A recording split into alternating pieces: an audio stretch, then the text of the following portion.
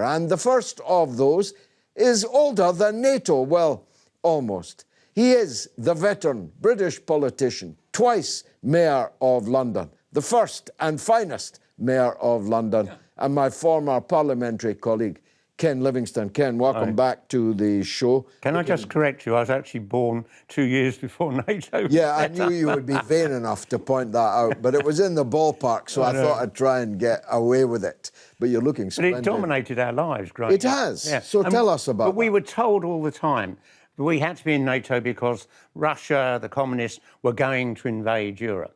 Of course, that was never the case. Stalin had no plans to invade Western Europe. All he wanted was that barrier of states in the east on his border to provide protection, because Russia had been invaded by Napoleon, by Hitler, and they wanted that protection. There was no plan to invade Europe, but we were all told that. I just grew up in that world where, I mean, literally kids were sent into the army, and all this threat that we were going to have a war with the Soviet Union, and it was a complete nonsense.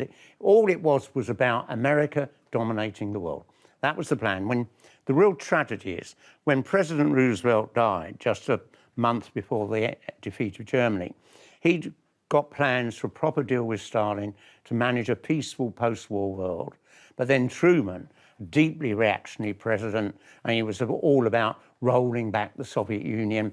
I mean, a lot of American politicians were frightened that, people were very great fans of Stalin because he defeated the Nazis, and they thought that it might spread around the world. They feared the spread of communism.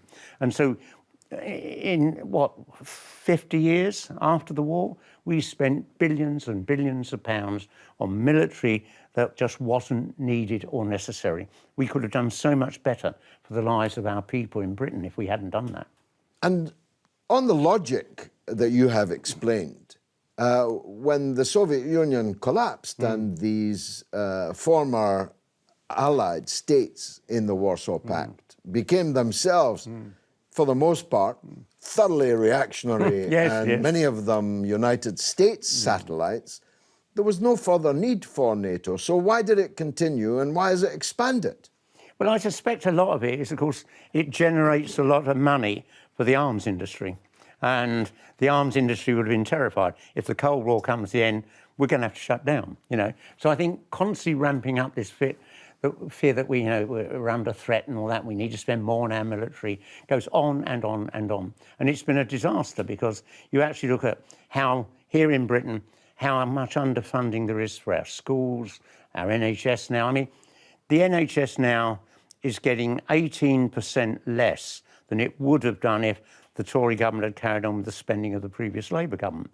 An 18% cut in our NHS. I mean, I've been waiting for a year for just a small operation to remove a little precancerous growth. That's ridiculous.